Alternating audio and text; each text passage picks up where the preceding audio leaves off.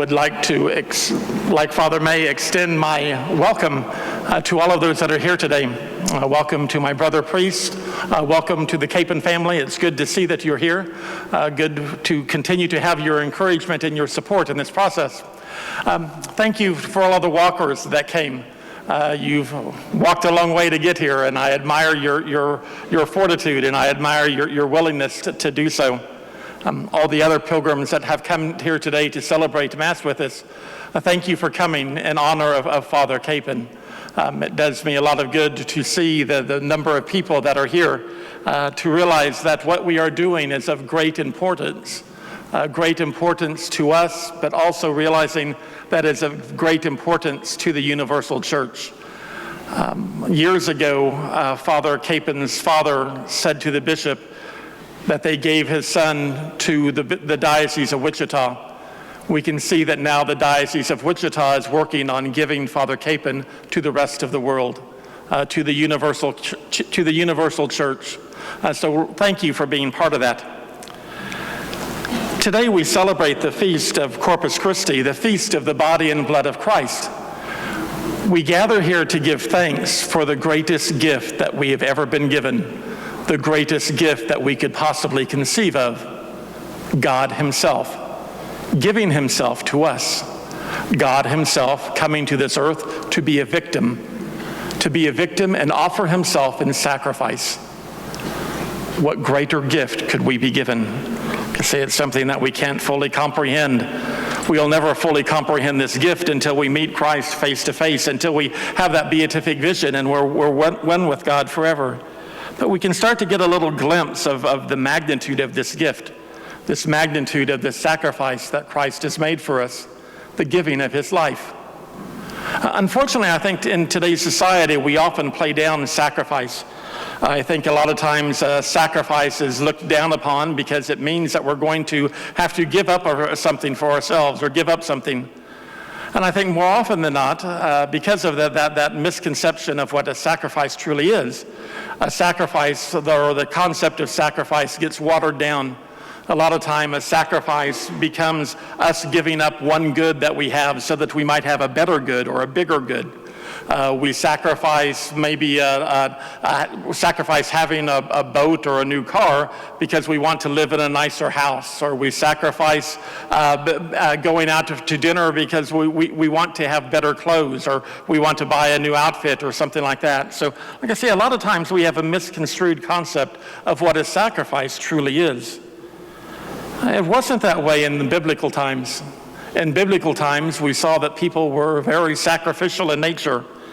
The Jewish people built their lives around the temple in Jerusalem, and the temple was a place of sacrifice. The temple was a place of sacrifices because they believed that is where God dwelt. God dwelt in the temple, so they would come and they would bring their sacrifice to be offered at the temple. They say at the time of Jesus that there were sacrifices going on there in the temple constantly.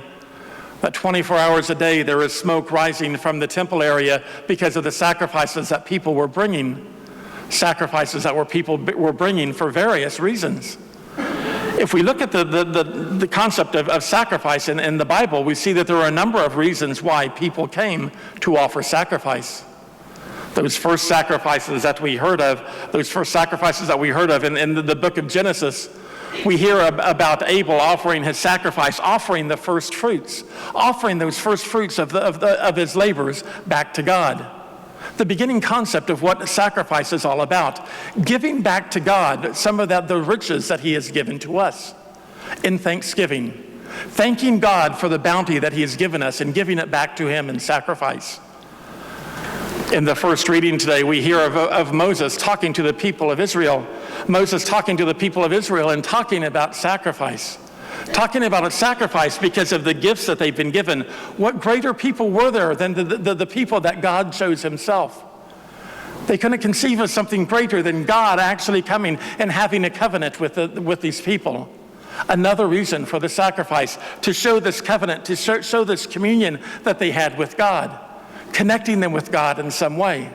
Moses talks about having the sacrifice and taking half of the blood and sprinkling it on the people, and taking the other half and pouring it on the altar and offering it up, burning that blood, showing the connection between God and the people. That blood of sacrifice, God giving them life and the people giving life back to God. That covenant, that union that they have. Throughout the history of Israel, sacrifice came on and took on another message, a message of atonement for sins, a message in which the people of Israel realized that there were times that they failed, realized that there were times that they needed forgiveness. Our second reading talks about this atonement for sins, talks about the day of Yom Kippur, when the sins of the nation were gathered and they offered sacrifice for atonement for those sins. Sacrifice taking on that new meaning, a meaning of atonement, of forgiveness, or seeking forgiveness for their sins. Then in the gospel passage, we hear Jesus talking at the Last Supper, giving his bread and taking bread and giving it to them as his body, taking wine and saying the blessing and giving it to them as their blood. Something that the apostles would not have even really conceived of at the time. Jesus giving his very self. They will come to terms with that and come to know more about that as they witness the passion and death of Christ, as they witness Christ giving his very life so that they might have eternal life. Coming to the knowledge that Christ was there willing to give of himself, give totally of himself. A new meaning for sacrifice. A sacrifice done out of pure love. Christ did not need to do that, but God loved us. God loved us so much that he wanted us with him. So God sent his Son into the world so that we might be connected, so that we might be joined with him, first in baptism, but then continue to receive that joy as we come forward and receive Christ at the altar, as we receive the body and blood of Christ, as we receive Christ himself, so that we might be sustained on a daily basis. What greater gift can we have than this sacrifice? What greater gift can we have than being given God himself, given that love of God, given that sacrifice of his life? We are all here today to honor Father Kapaun. We can tell stories of Father Kapaun offering or sacrificing himself probably all afternoon.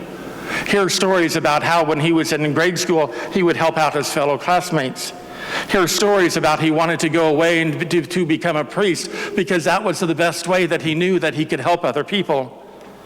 Hear stories about how he chose to be a chaplain because he knew of the desperate need of the military and knew how the men that were going away to serve our country desperately needed to have God in their lives. So willing to go into the chaplaincy so that he might bring God present to them. Hearing stories of Chaplain Kapaun as a soldier, how he was there with his men through the thick and thin, how he worked so that he might be on the front lines because that is where they needed him the most. Hear stories about Father Kapaun as they are being captured, how he would go out onto the field, and even though he knew that he was jeopardizing his own life, dragging the wounded back to safety, how he had arranged for them to surrender instead of being killed there in that foxhole. How in the prison camps he was willing to give of the very meager food that even he had to his fellow prisoners because they needed so much.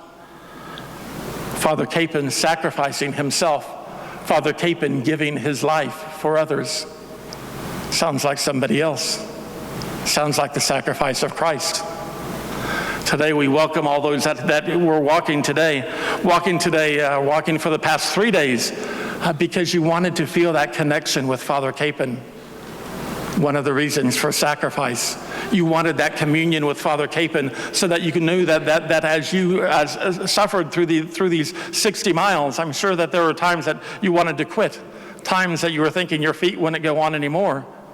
Those were also times when you could feel that strength, feel that strength of that faith, feel that strength of that connection with Father Kapaun, feel that communion with Father Kapaun, because now you have something in common. You suffered in a like way.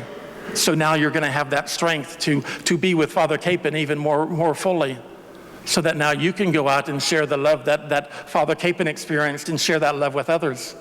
You can say that connection, that communion, because of that sacrifice. So today we continue to seal this.